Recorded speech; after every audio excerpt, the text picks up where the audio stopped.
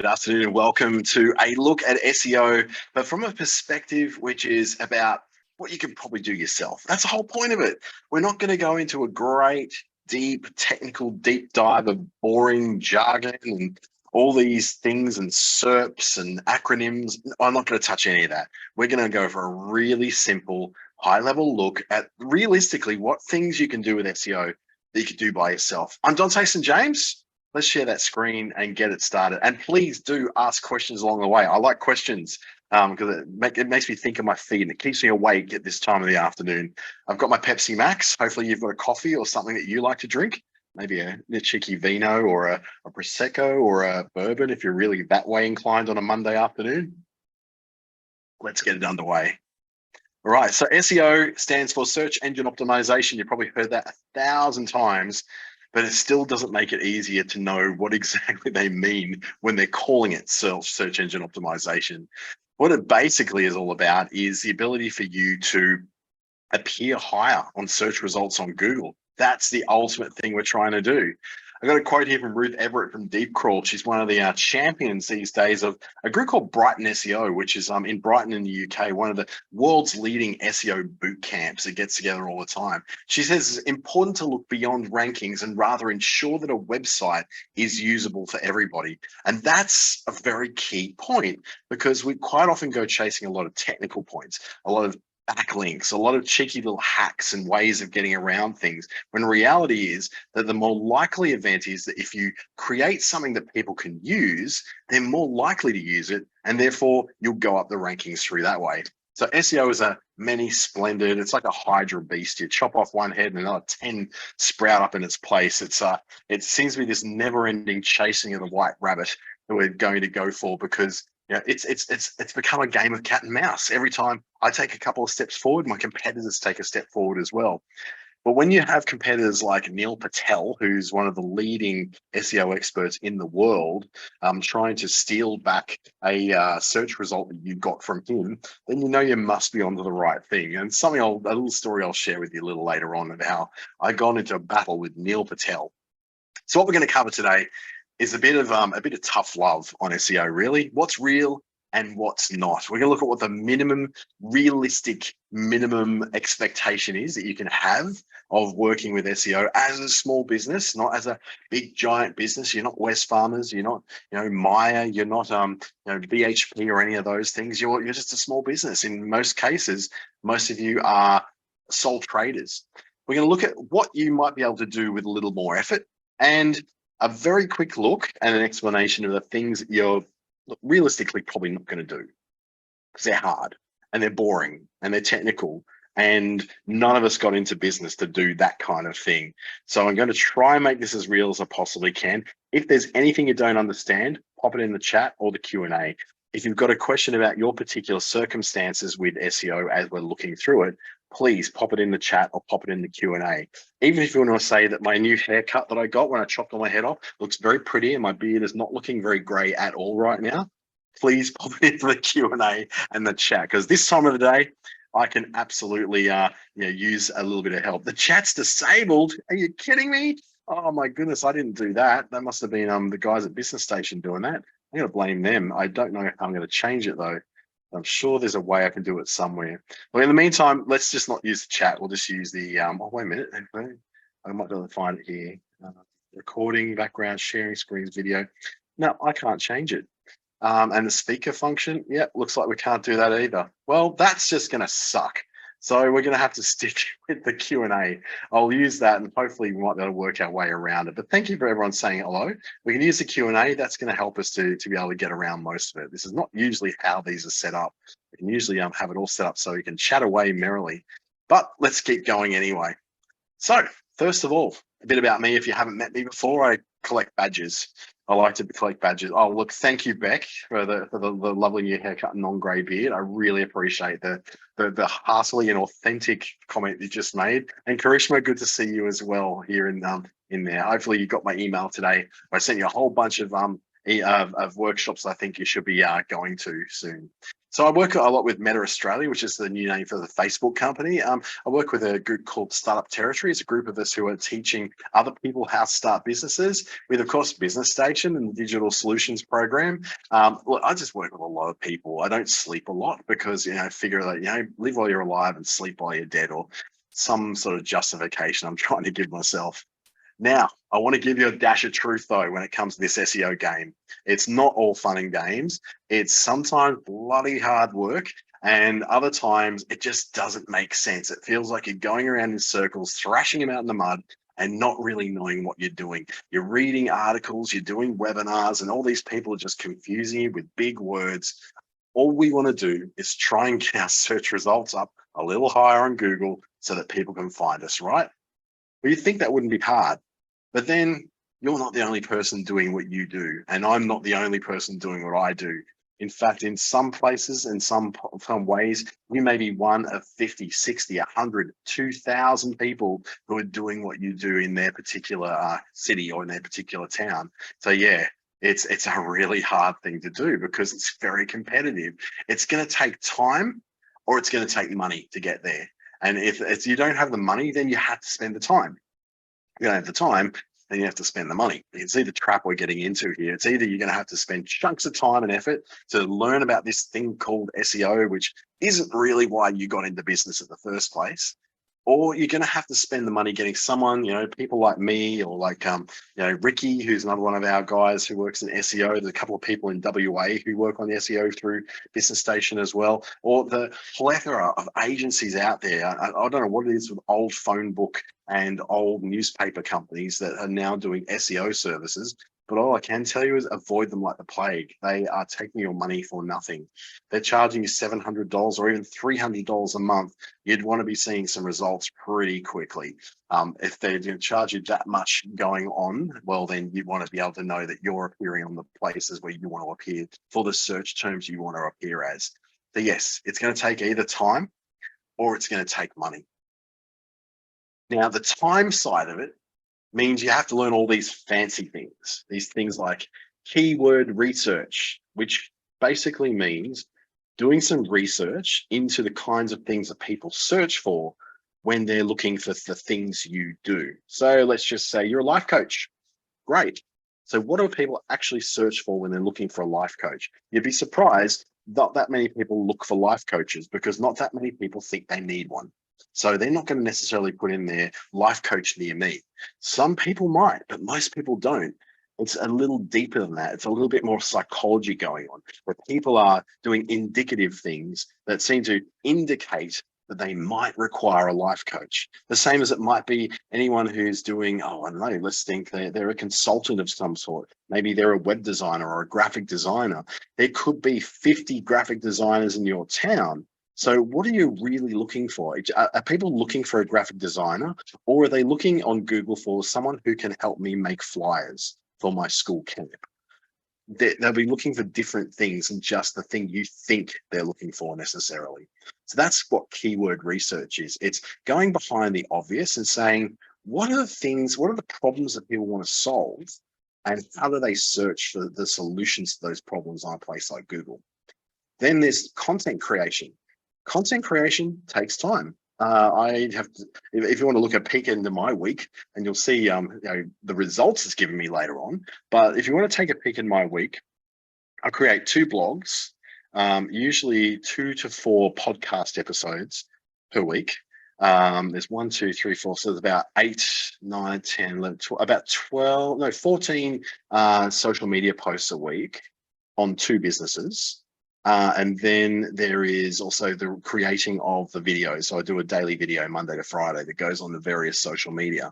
That's a lot of content. Now, yes, I do that all very quickly now, but you imagine yourself sitting down there and having to go, all right, so I have to learn how to make myself a podcast. I need to make myself a YouTube channel. I need to open up 5 different LinkedIn profiles and Facebook business pages. And you just look at that and you go, this isn't why I got into business. I don't want to spend my time doing this. This is why it's the time factor there. Content rewriting, going to your website and picking apart every single word that you've written, every title, every page title, every paragraph of text to make sure that's optimized absolutely to do two things: be found on Google and to convert people to a sale once they get to your site. You're starting to see how this is starting to add up, right? You had to do this all the time. Holy crap. You'd never get time to do anything else. Then there's competitor research. You got to see how your competitors are going. There's some really good tools that will help you with that. But the problem is, though, that's still more time. And then there's the technical tweaks. And look, you may not be able to do any technical tweaks if you're using something like Wix or Squarespace or something hosted like a Doodah website or Webflow or any of those kind of guys. You might be able to do it if you've got a WordPress website, though. There's some certain technical tweaks you can make. But again, you've got to learn what those technical tweaks are and know that they even need to, like, how would you even know whether you need them or not? That's something which you need to learn about. And then the one which I hate the most, and I think it has the least impact, is link building. That's going out and basically chasing places to put your link to your website to from elsewhere. And it takes a while. Oh my goodness, it does take a while. I've got hundreds of links from other sites through to my sites, and that has taken me many years. I'm not talking about like 3 years. I'm talking about like 10 years to get those hundreds of links. Some of them from business sites, some of them from membership sites, and some of them even from government sites, which really helps with the authority of my domain to lift it up higher. But even with all that work, my domain authority is only at 19 out of 100. And I've been working on this for 10 years. So you can imagine just how hard it is to get into that domain authority, which is a measure that some of those SEO companies use to measure how credible your business name is or your particular page on a website is for answering questions.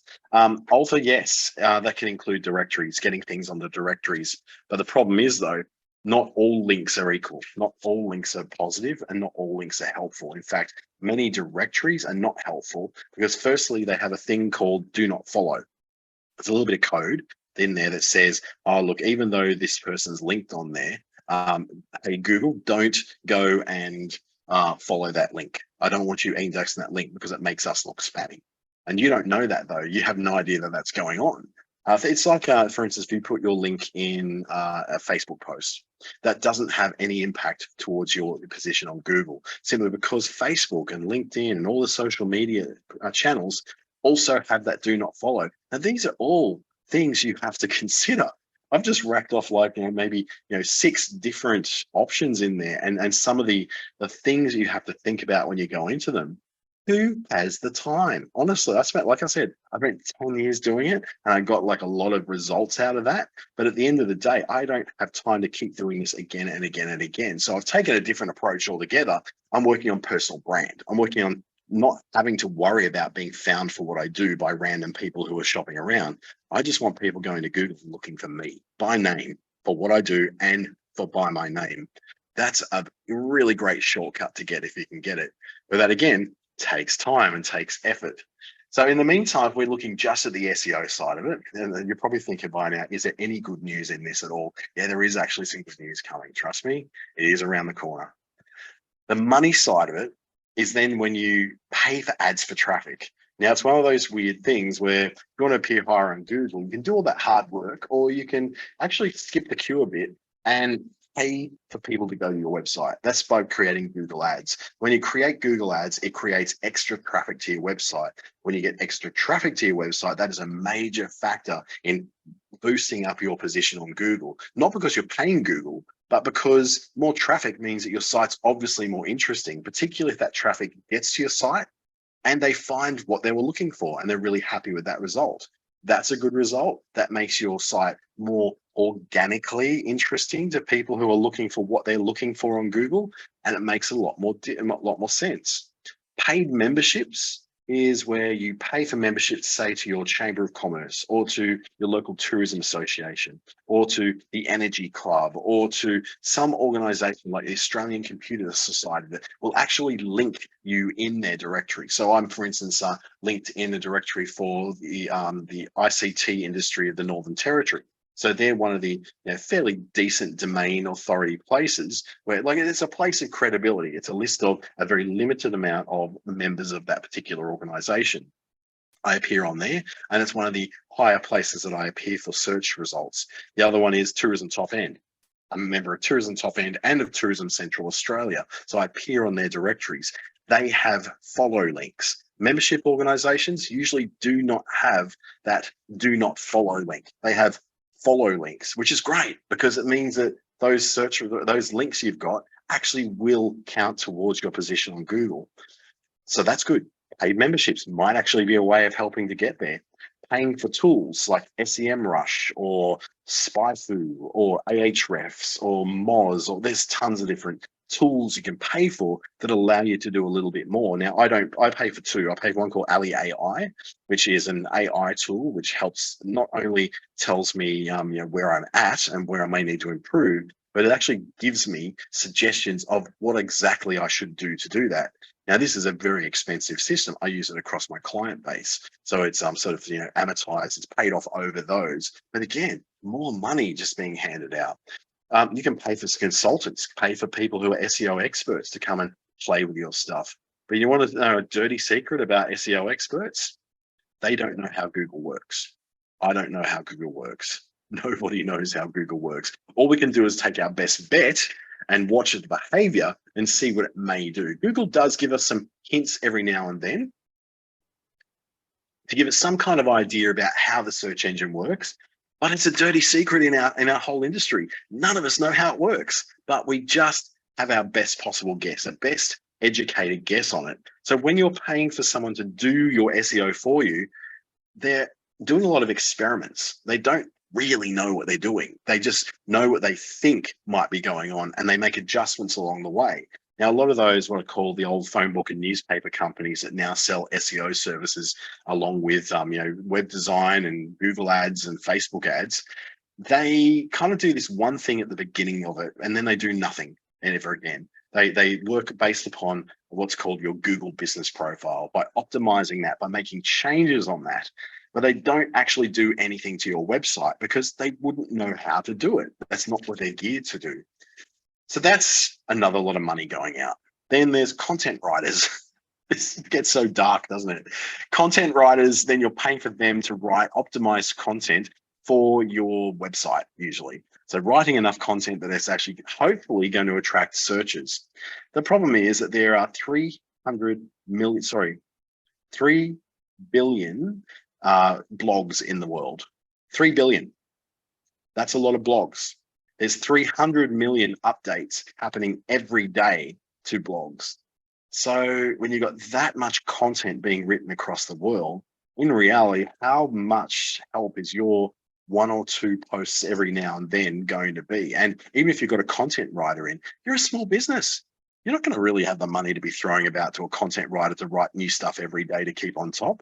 It's really overwhelming. So I agree with you. When you're a sole trader, and it's a completely different level where you're looking at these things and going, who has the money to be doing this? And then there's the web designers as well. They're going to want their cut. They're going to want to come in and help you to make those things optimized.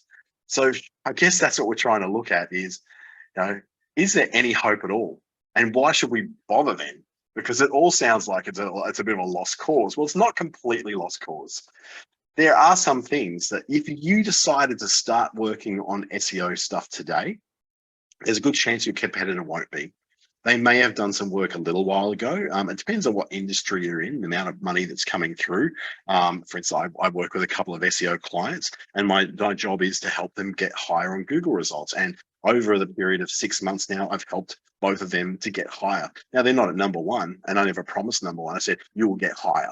And over time, over 12 months, you may get in the top 5. And that's the best I can ever really sort of indicate, because there are no guarantees. But the good thing is that most of your competitors, because they too are small businesses, they won't do this stuff. So if you do it, they won't, you're already kind of a step ahead. Starting now is better than not starting at all. The sooner you start on this stuff, because it's like a cumulative thing. So you do a little bit today, you do a little bit next week, a little bit the week after. That works piles upon itself until it hits a bit of a critical mass. And something happens, a door opens. It's like playing a game on the computer where you're climbing the steps, and you're climbing the steps, and you're climbing the steps, and all of a sudden you get to this magic portal that suddenly appears in front of you. That's kind of a little bit like how Google works. You climb the steps, you do the work, and then suddenly this magic door opens and it lets you move up to the next level. And that's pretty much what it does, but that does take time. I will tell you though, that the basic things that you get right on your website, they actually do have impact. The way that they will show up. So for instance, if I had no work done on my website at all, and it barely had my name on there, it didn't have anything to do in the search text or in the description of the site about what I do, it just had my name on there.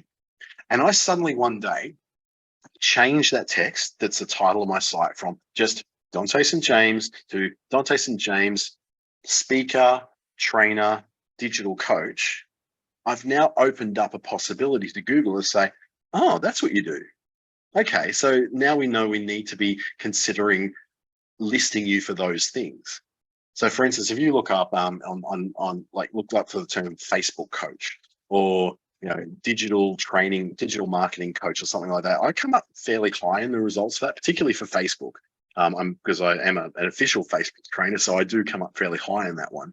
But that's one of those things where I've still had to work on that. None of my other Facebook trainers appear in that list. It's just me, because I took the time to make sure I do the basics to show up for that. And the basics in this case was creating a page on my website called social media training or Facebook training expert or something like that, that then allows Google to say, oh, this is what this guy does. Great. Okay, that's linked also to what he says he does on his main page.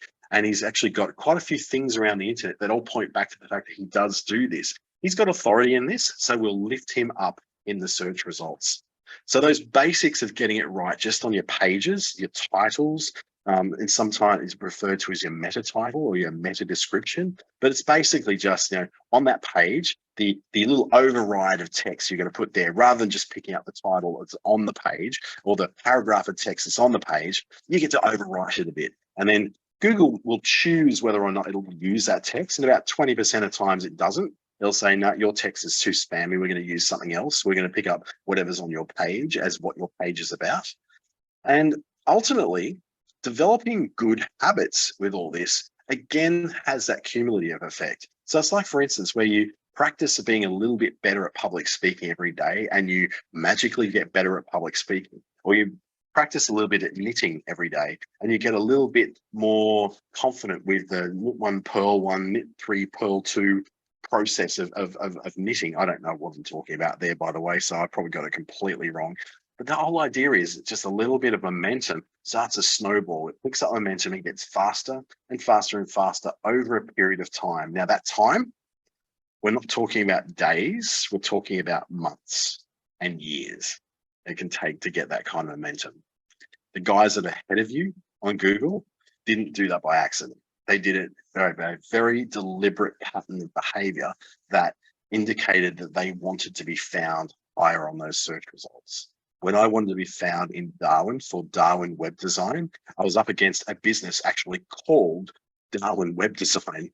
And she picked up all the work because she had that #1 search result for that. She got so much work for it. I appeared out #5 until I stopped doing web design. Of course, now, because of that, I've dropped out of the top 20 for that, which is great. I don't do that work anymore, so I don't really need to appear there.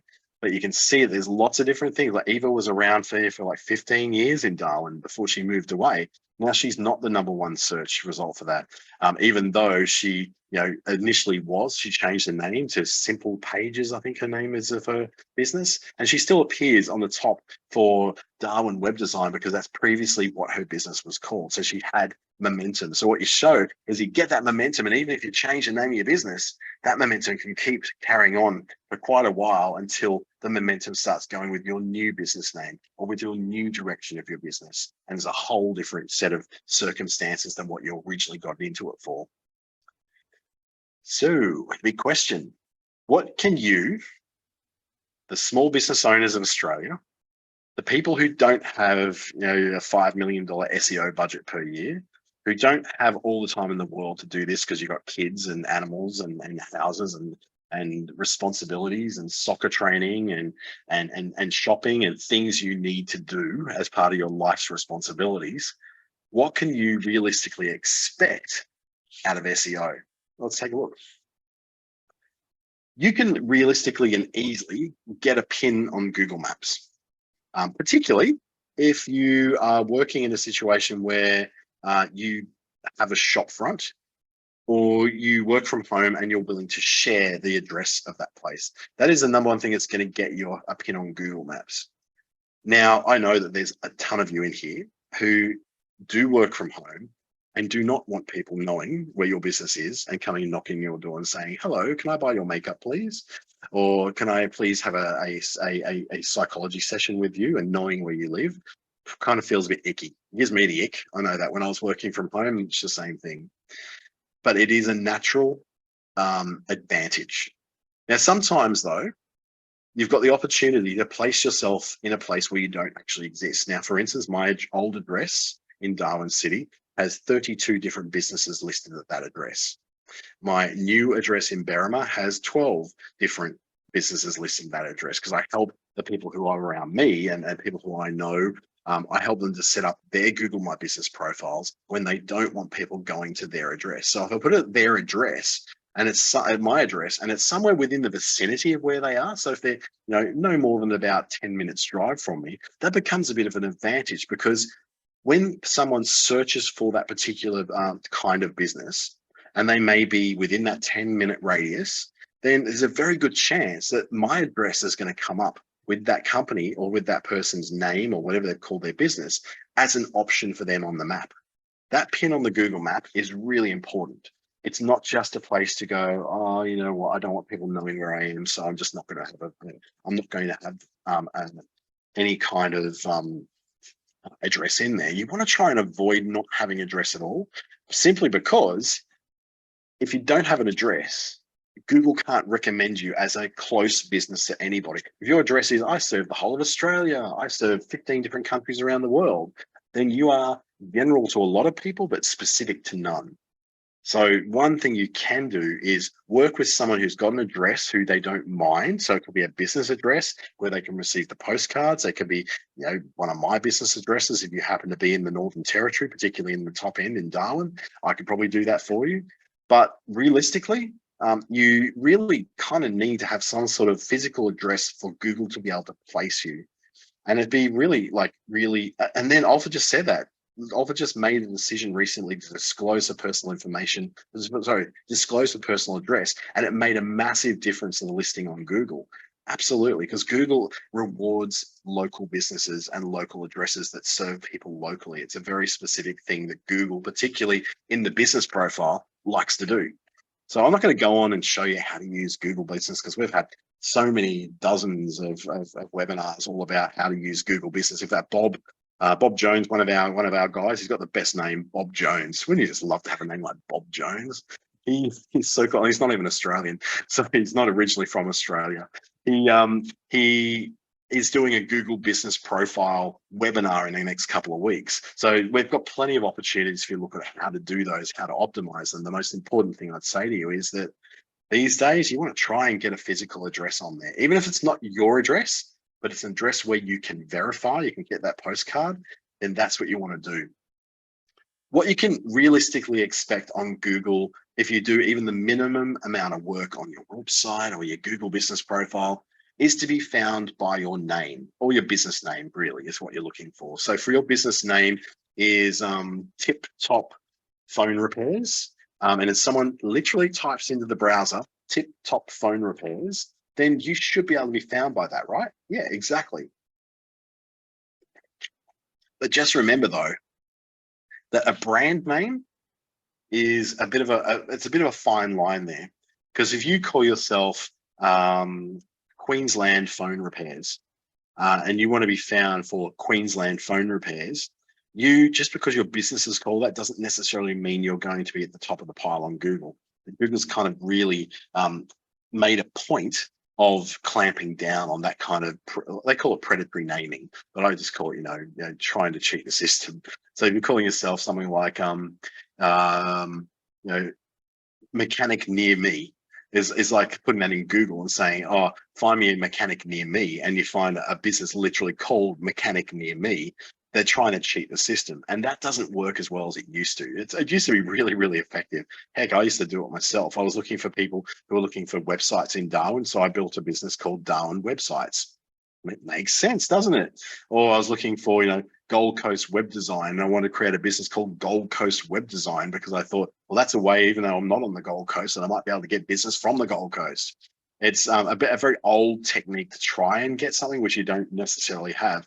Oh yeah, offer's got, people called Brisbane Naturopath or Naturopath Brisbane, or North Brisbane Natural. They're trying to position themselves in a place, not because they're necessarily not creative in their naming, but because they just found a way they think might actually be able to get them ahead, might actually be able to get them to a point where they'll get ahead of their rivals who have different names. But what now they've done is like, well, if you want to be found in a place, you've got to have a pin on the Google map in a place. You can't just be called that.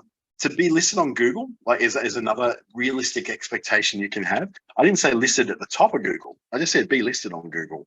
In some cases, my pages are at number 50, number 100. My client is some sort of searches we've got where we cannot get him past, number 100 for that search result, but we've got him up into the top 20 for others. So that's a realistic expectation for a small business who is new to business, who hasn't been around for 10 years, constantly playing it, making themselves more known and more easily found on Google, is that you will not be at the top of the rankings unless there's an absolute miracle. And for some reason, the Google gods are smiling upon you and put you towards the top. I've had that happen before. I don't know how it happened. I don't know what I did to make it happen.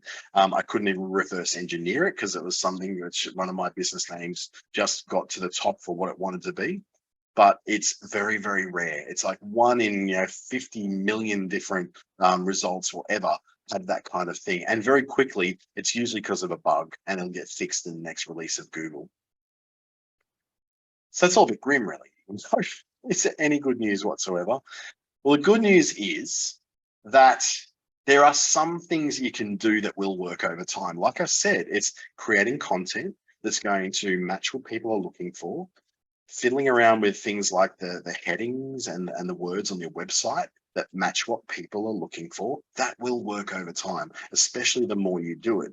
A particular technique I'm using for this one guy I'm doing is that he wants to get found for what he does in more places around Australia. So he said, well, look, what we might need to do is try and place him in different suburbs and local council areas around Australia where he's not. He's based on the northern Gold Coast. We now have got him getting found for his particular kind of business in towns just outside of Perth in WA, specific postcode areas of Perth. We're getting him found in a particular part of Sydney and in Wollongong as well, even though he is nowhere near those things, because we've created enough content and enough local knowledge in that content to show that he can be found in those areas. There are ways around that. Now, what all it takes really to knock us back off is for someone who's really in that area to get better at making themselves known as the Wollongong, X person who does this stuff. It's a hard thing to gain. It's a very easy thing to lose. So you always need to be on top of it. You can't just stop and go, well, now I've got there and I'm on the top few results for that search term in that particular town, that I can stop. It doesn't quite work like that. And then there's those of you who have this horror run of selling e-commerce products, like having e-commerce websites and all that. Now that can be really hard because you're selling to people anywhere. There's no specific geographical location you're selling to. It might be Australia, but that's not very specific, is it? And we might have a small population in Australia, but we still are very widely set apart. So it does make that a little hard to do. So that's where we look at the difference between what is called long tail and short tail key phrases or keywords. There's the things that are very obvious to search for. Baby clothing, for instance, looking for baby clothes. Yep, you think you find that, oh, I'm not even showing in the first 1,000 results of that because there's like 20,000 stores around the world selling this. So how do I get up the top? Well, you may not get up the top, but you may get up the top for a specific kind of thing. You may not get 50,000 people landing on your website every day for that particular thing. Let's just say it's a beige bib made from organic cotton, Australian grown. There's not many people who are going to search for that very specific thing. Baby's bib, organic cotton, Australian grown is a very long tail keyword. It's not something that a lot of people are going to search for, but you could be the one person who gets that result when it is searched for. And those kind of highly specific search terms are exactly what you want to get, because someone's looking so specifically for that thing, then they're going to find you because you have listed that very specific thing. Those people are probably going to buy from you because they've got such a high intent to buy. They're not just searching for, they're not searching for shits and giggles. They're not just searching for, for doing a little bit of shopping around. They know what they're looking for. They haven't been able to find it under any less specific terms. So they get this super specific term and look for it, and boom, they find you because you happen to optimize for that super specific term. Problem is, there's not going to be a lot of people searching for that specific term. So you've got to hope that there are enough, it's that balancing game, that there's enough people who are going to search for that longer tail keyword rather than just baby clothing. And so balance that out. Find the balance of where there's enough people who are coming through to make it worth your while to optimize your page for that specific kind of term. And hopefully there's enough people who are going to actually buy once they're getting there. But the good thing is the people who generally do get there are way, way more likely to buy. So the realistic minimum that you should be able to do yourself when it comes to SEO is really all around these items. Setting some realistic goals. So we're not going to set ourselves to be the #1 in the world for baby clothes. We're going to go the #1 in the world for life coaching, because you're not going to reach there. And all the positive thoughts in the world and reading the secret and reading affirmations on your fridge every morning is not going to make that happen, because all of you are doing that at the same time. So all that cosmic clash is going on, and someone needs to win, and it's going to be the algorithm that's going to decide what's going to win. You can do your keyword research, and I'm going to show you a bit about how that works. You can get a Google business profile, which we've been talking about. Get that profile and make it as optimized as you can. I'll look very briefly at that one. And create optimized content. It's got a question: do you put those long tail keywords in the website settings or in the content? Usually in the it's not so much in the settings. It'll be sort of the page title, or it'll be the heading of the page, or the product that you're trying to sell, something like that. So not necessarily in the settings in there. And then also we've got just clearing those questions. That creative optimized content. Now I'm going to give a real brush over that. So I'm not expecting us to be able to learn in the next 20 minutes how to write the best blog ever in existence that's going to attract 15,000 search queries a month. Even though I had a bit of success in that one, and I'll show you that particular case. So let's start on what these look like. Your specific goals are going to be all around being realistic, being specific, and having a goal and stretching that goal out, but being real about it. You're not saying I'm going to be #1 in 58 countries. You're saying, you know what, I'm going to aim to be in the top 20 of my category in the town I'm in within the next 3 months. So I'm going to set myself a bunch of things I'm going to do to try and get into the top 20 in my town for the category I work in 3 months. And I think that's kind of cool. The top 10 maybe in 6 months. So in 12 months, you can maybe aim for the top 5. Set yourself these incremental tasks, not something which is going to be, that's going to put you in a position where you are going to achieve completely and utterly unrealistic things. You're going to look at trying to get things that are a lot more realistic, a lot more likely to happen, and you stage them, baby steps. Take that little baby steps first, and then you move up the channel from there. So those realistic goals then need to be offset by a little bit of research, a little bit of competitor spying, a little bit of keyword research. And you're going to feel really clever when you're doing this, because it's a little bit sneaky. I think it's a little bit sneaky. You're going in there and looking at what your competitors are doing. There's these little plugins you can put into your browser that let you actually see, what they've been doing and how they're sitting, and you can see what their weaknesses are. So you can go, ooh, there's the gap. And that's what you want to look at, is how competitive is it to look for the thing you're looking for? How entrenched the incumbents are. So that's the people who are leading the pack, how entrenched they are in there. So you can find where the gaps are. When you find where the gaps are, you go, ooh, that's the thing I can do to try and make an impact on my search results, and maybe catch up with them, or at least get into the same kind of ballpark as them. I may not beat them, but I might get into the same ballpark as them. So let's have a look We're looking for plumbers in Mackay. So it's just a random place I chose, not because I know anything about Mackay. I haven't been there for a very long time. I know some people in Mackay. I know some people who are from Mackay, but I don't know plumbers in Mackay. I'm not in Mackay. So my search doesn't bring up any ads. If I was in Mackay, I'd probably get a swath of ads before I even saw this map. 4 ads in a row probably before I see these top 3. The top 3 being O'Brien Plumbing, Tropical Coast Plumbing, and Tri Plumbing Services Mackay. Now, they are the closest ones that sit to the actual township of Mackay. They're the ones that are really like totally close on in to where Mackay's CBD is. So they're the 3 closest. I don't know if Tri Plumbing is necessarily closest, but they're coming up as the ones that are going to appear higher. They've got reviews, they've got recommendations, and they've got ratings in there, 4.9, 5. The fact that Tropical Coast Plumbing has a 221 reviews and they're all 5-star really seems a little bit, I don't know, it just doesn't sit right with me. I don't think you get 221. You're saying that in 221 jobs you never made one mistake? I don't know about that. But then you got O'Brien Plumbing Mackay, which is 50 plus years in business, 4.9, 69 reviews, another 35 reviews. These are highly regarded ones. So you can tell that if you're a plumber in Mackay, you're going to be up against it, because these guys are, they've been doing this for a long time, especially Tropical Coast, 221 5-star reviews. Geez, that's a bit of gold star action there.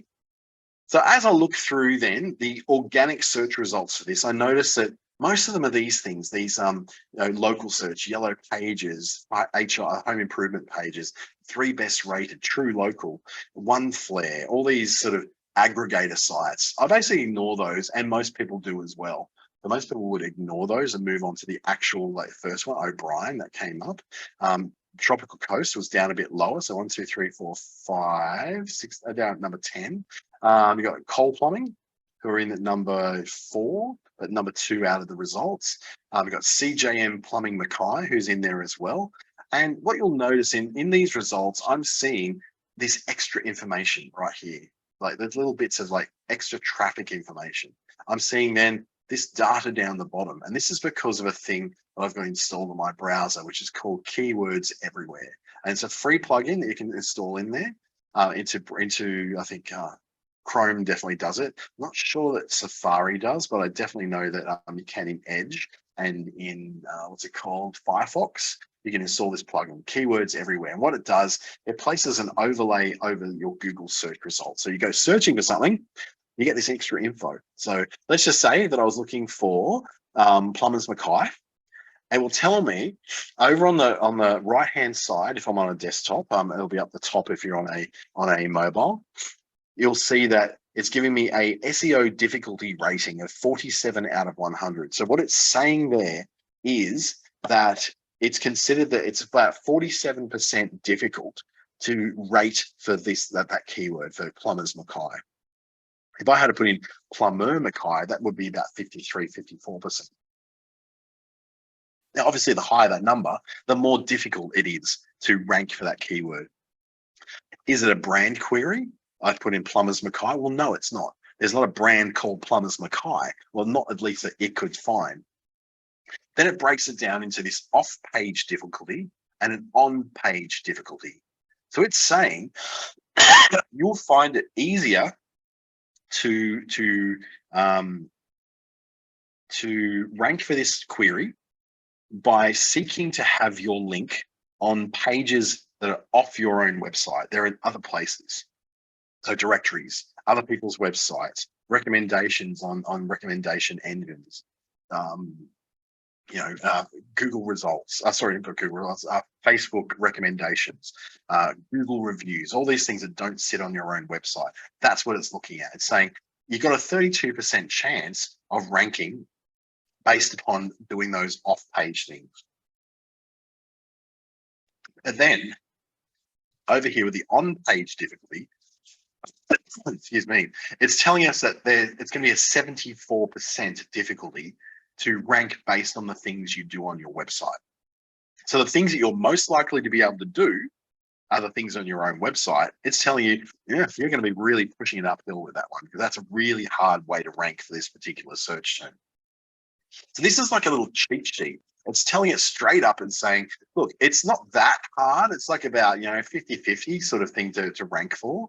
You're not going up against the brand, so that doesn't make it even more difficult. So if your search term isn't also the name of a brand, well, you're not going to hit that difficulty. So that's good.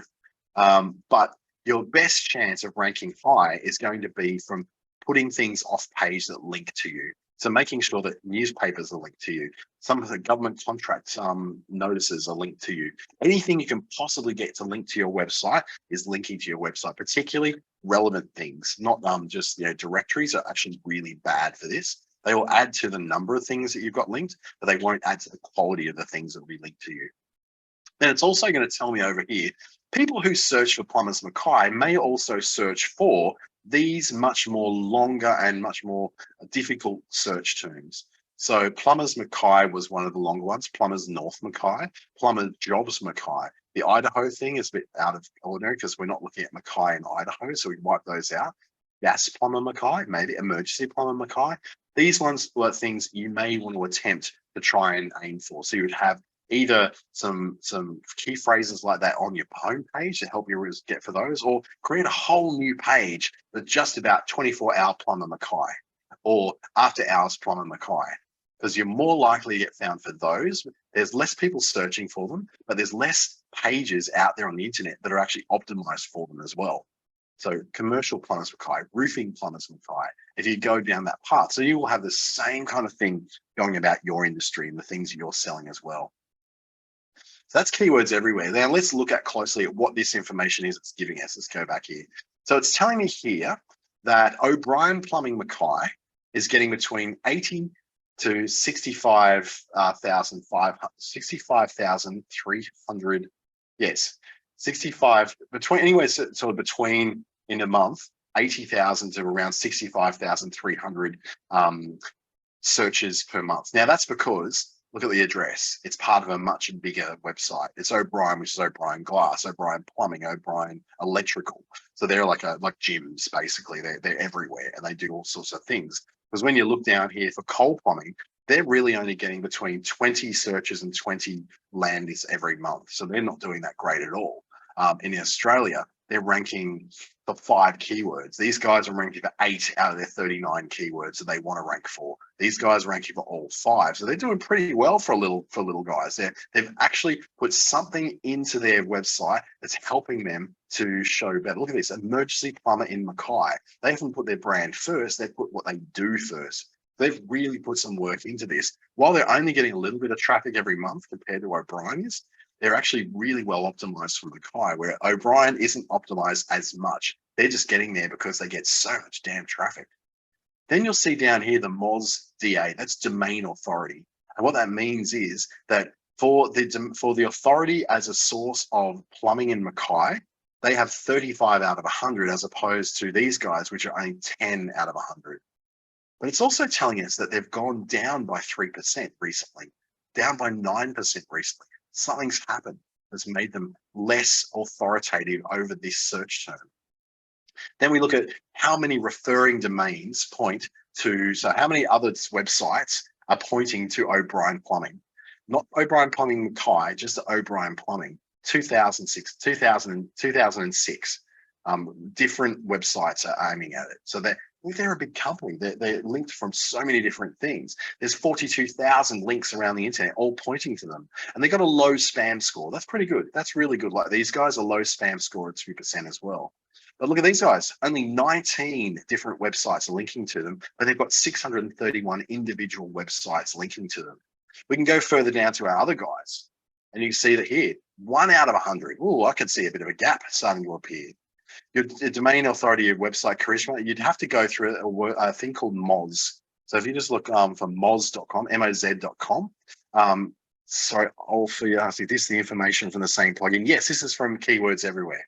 This is the same information. So what you would do is you'd search for yourself in their charisma, and you'd be able to search for yourself on Google. And we'll go live in a minute. I'll show you this in action. So you'll actually be able to see what this looks like when you go searching for it with this plugin installed.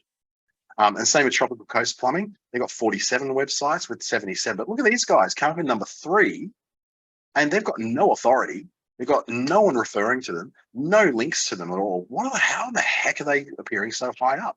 It's because they've actually made themselves so optimized in all the words on their website that CGM plumbing, drainage, Mackay, residential, commercial, plumbing, maintenance, services, emergency repairs. They've got all the keywords that you magically want to be found for a plumbing company in Mackay. So they've ultra done that on page. You know, I've said the on page difficulty. Well, they've gone for the on page difficulty and they've won it. Now they've probably been also around for a very long time. They're not going to be like, you know, fly by nighters. So what we look for is the gaps in amongst all that. What we notice is the number 3 result had no backlinks. Remember we looked at it here? We said they have no backlinks. So there's a chance for us with at least a few backlinks to get us to a point where we're competing better against them. We're also noticing that their domain authority is low. So we go, okay, the domain authority is 1 out of 100. These guys, even though they're appearing really high, have some real weak spots that we can aim for. And then finally, we look at it and go, all their domain authorities are either stagnant or dropping. So I'll go back to those domain authorities. The first one, down 3%, down 9%. This one up here is not moving at all. This one's down 22%. These guys have gone way down. Remember how I told you that I thought something was really dodgy about them because they had those, 200 and something 5-star reviews? Well, I reckon Google started to actually notice that and starting to pull them down. I wouldn't be surprised if they were the number 1 search result for many, many years. And if recently, with Google's caught them out cheating and it's kind of punished them a little bit and taken them down there a little bit more.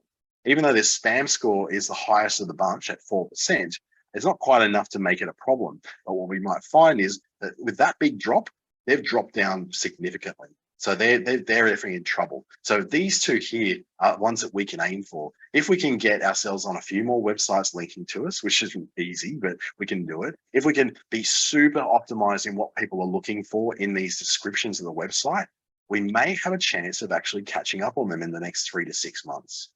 So there is a chance there. There is some good news in there, but it's going to take a little bit of detective work. You're going to get a little bit Sherlock Holmes here. You're going to go searching for things that are not quite sure whether they're related to each other and use these little tools that will help you. Now, I can probably say those competitors probably aren't using them. So what I'm going to do is take a look at Google Business Profile. And we're going to look live in this. So I'm going to go into my Google Business Profile, searching for my name on Google. So it shows me, it's got my profile over here and a pretty photo that I just added on today that's just showing up now. All my info, how to contact me, how to get in touch with me, a little bit about me. I also post to Google. So I've got like posts go up every single day that are all about, the things that I post on social media. I also post on here. It helps Google learn more about me and naturally then also helps Google to know how to rank me better for what I do. So if anyone's looking for me, they're going to find me. Now you notice over here, I'll zoom it in, the SEO difficulty, it will be very difficult for someone else to be found for what I am because I'm a brand. So it's very hard for someone to get above me for who I am because I've set myself up very well. The off-page difficulty is actually really high as well. So it doesn't even matter if they go and try. That's probably the easiest way for someone to top me over for my own name is to go for more links elsewhere. But to try and out-optimize me on my own website, 91 out of 100, they're not going to do that very easily at all. That's the kind of result you really want to find when you're doing that. Now I can look down and see what the long tail keywords down here a bit more. Pretty much, they're really not that much. So James Dante promo code, none of these, James, St. James net worth, that's not me. James Dante, that's not me either. None of these are me. Directions to St. James, none of these keywords are me. It's because I'm searching for my brand myself and people when they're searching for me look for me, like for instance, Dante St. James Facebook, Clickstarter, which is one of my business names. They're all related to me.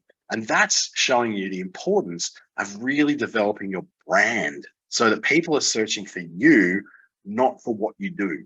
Because they're searching you directly, they're going to find you because I've got blue sky here. No one's going to find someone else called Dante St. James, but I find tons of people who do the things that I do. Now, my website is the first authoritative link there.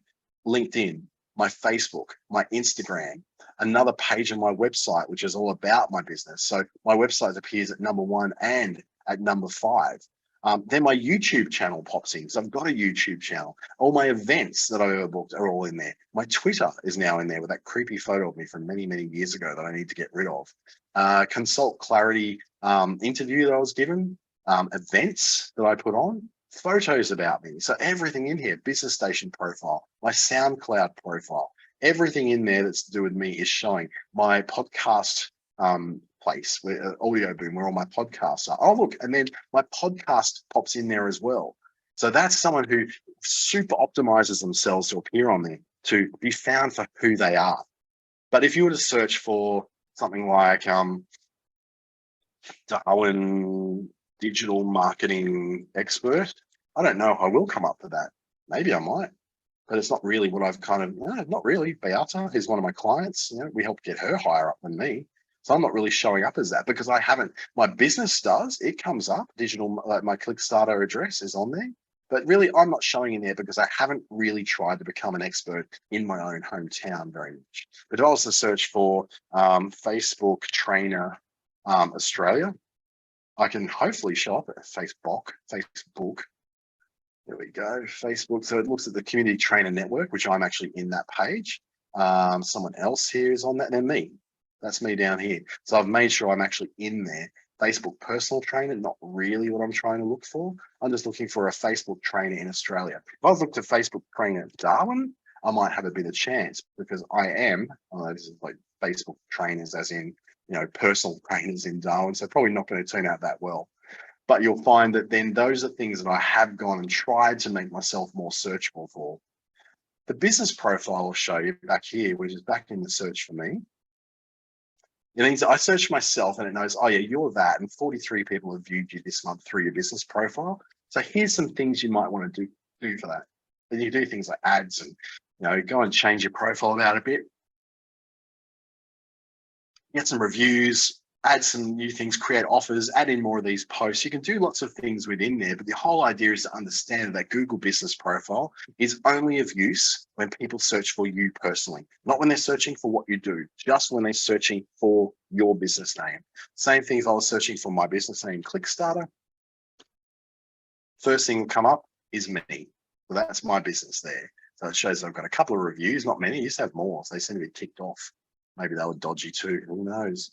A bit about my business, the search performance I'm getting on that. So I haven't been working on this site for quite a while, but then shows lots of different results. The Facebook result, the LinkedIn result for it, Crunchbase, which is like a profile that a website's done on my particular business, my Apple podcast, my Audio Boom podcast, my podcast itself.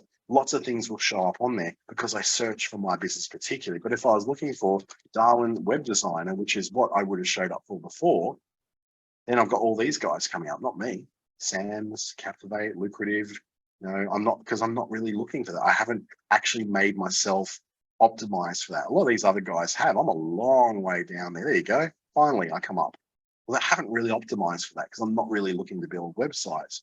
But I would say to a Darwin digital coach, maybe I might come up in there. Chantel, she's the coach for, there I am down here. So I am actually somehow, made sure that I'm optimized for those searches. So that's a lot about the stuff you can do. Now, to get there with a little bit more effort, and I know we're just about run out of time, so I'll just get on this really quickly. Give you an idea of the things you do with a little bit more effort. We're talking about things like writing articles and blogs, videos, podcasts, web pages. You saw how all that showed up in the searches for me. I've got that. You search for me and you find my articles, you find my videos, you find my podcasts, you find my website as well. When you're creating content to be found, you want to do it so that you can show a bit of expertise. That's really good for you. Great to be found. Developing trust so people will look for you, not for what you do. To get indexed, obviously, on Google, and create links for people to link through you, because your LinkedIn profile will connect to your website and will be shown up as an authoritative link, very highly authoritative. Your Facebook profile or your page, your Instagram profile, if it links through, then it's associated with your website, which gives you that extra bit of juice that makes you go that little bit higher. So how do you create optimized content for articles and blogs? You write quality, long format content that contains the things you want to be found for. I've been doing a whole lot of work with a couple of ladies in the room today who we've been working on that. We've been working to try to build that quality content and where to get it from. Writing blogs is another topic for another time. Videos, same thing, creating long format YouTube videos, podcasts, web pages. There's all ways that you can make these things, but this is a bit of a stretch. Like, I'm not expecting you to be able to do all of this straight away, especially things like podcasts and videos. They're hard. What you may want to do is make it clear on your web pages to start with that your products and services are related to what you want to be found for. So if you want to be found for people who are looking to empower themselves through a positive mindset, then put those words on the web page. Think about the words that you would search for if you're looking for you. And that's what you write on your web pages as headings, as the beginnings of paragraphs. You don't just chuck it full of it. You're not writing the same thing over and over on the page. We are making it clear that you want to be found for that sort of thing. So if I look at, for instance, these are things that I actually went for quite some time ago. So there's the search of how to target Facebook groups with ads. Let's go to Google and let's see where that happens. How to target Facebook groups with ads. So down here, the default answer is, the default answer, the featured answer on Google is mine. It goes to my website. So you click start, that's my website. So I've won that one. So that's something I actually went for specifically. I targeted that to be found for it and created a optimized piece of content back in February 2020 of how to be found for that particular thing.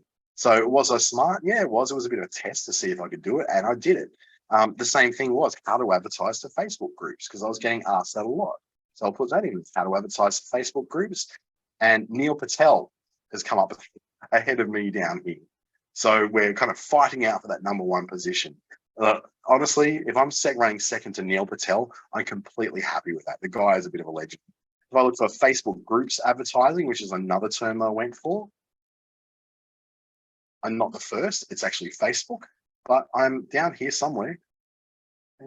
Down to about number, about number 10. So I'm appearing again underneath Neil Patel. So to come under a guy who is one of the most authoritative names of SEO in the world, that's great. But then I also wanted to create my own Australian marketing podcast. So let's look for that. Australian marketing podcast. There I am, number one. Straight away with podcast series. I'm one of the best Australian marketing podcasts in the list. I come up in various other places. You can go down here. There I am. Still list again. There's my page on my website. So I'm actually coming up quite a lot for that. How about if I dare to be at least cheeky enough to say the best Australian podcast for digital marketing? Well, I come up in this list. So I'm actually in that list. There you go. My podcast comes up. 2 episodes of my podcast come up. Blogs in FeedSpot. I'm actually in that. Click Starter, the Australian Digital Marketing Podcast. So I've managed to do those things. So what it shows is you actually can do that. I'm a sole trader too, just like you, single business owner. So I can do it because I've played around with it for a long time. I do that. Now, what you probably will not do when it comes to SEO is some of the stuff which is the hard, really technical stuff. That is what we call chasing backlinks. Where you're going to go around asking 1,000 people to connect to your website so you connect to theirs, they connect to yours. It's really cringy, it's really spammy, and you won't want to do it because it just makes you feel stupid. You probably won't learn about technical SEO because technical SEO means going into your web server and making tweaks to your PHP to make it run faster on queries, making sure that your web hosting package has more RAM in it so your pages load faster, or going from one web host to another web host who's going to load your pages faster. That's something that's beyond most of us. I struggle with that stuff most days, and I do it all the time. And then there's also mobile SEO, where you create a completely separate web page for your mobile people viewing you than what you do for people who are searching for you on the desktop. That's a hard call as well, because that means you are essentially designing 2 complete websites, and your particular web hosting package and your particular website design tools that you're using have to support that, and they probably don't. So don't feel bad if you're not doing those things, because ultimately you're probably not capable of it, and that's nothing to be embarrassed about. As long as you're doing those basic things right, you're going ahead and making sure you do a little bit of research about what people are searching for, making sure your website's optimized for those words, Create some content if you can. But ultimately, if you can't, just get the basics right and at least have that Google business page sorted out as well. So that way you're able to at least get found for who you are, and that will start you on the path to getting found for what you do as well. Baby steps. We're not jumping in big leaps. Really, we're not. I'm really hopeful that you're getting some kind of value out of this. Alpha, thank you so much for your kind words. I really, really appreciate that. I like to be honest. We're not going to win all our battles when it comes to digital marketing. We're not going to win all of our battles as small businesses, but we might win one or two. And that's where the magic happens. Win one or two battles, and then you start to win a few more battles along the way until finally you're the one that everyone else is chasing. And that'll be a nice place to be. Thank you so much for joining me this afternoon. I really appreciate your time, taking a bit of time out of your business and your dinner time to sit and look at me too. This will be recorded and put onto YouTube. So through the Business Station channel in the next 2 or 3 days, I'll probably have it on the Business Station channel tomorrow morning, on my own channel, the Dante St. James tomorrow morning. So, and you'll be sent this in the next few days as well, because you booked in through Eventbrite as well. Thank you. Have a great night. I'm off to dinner. See ya.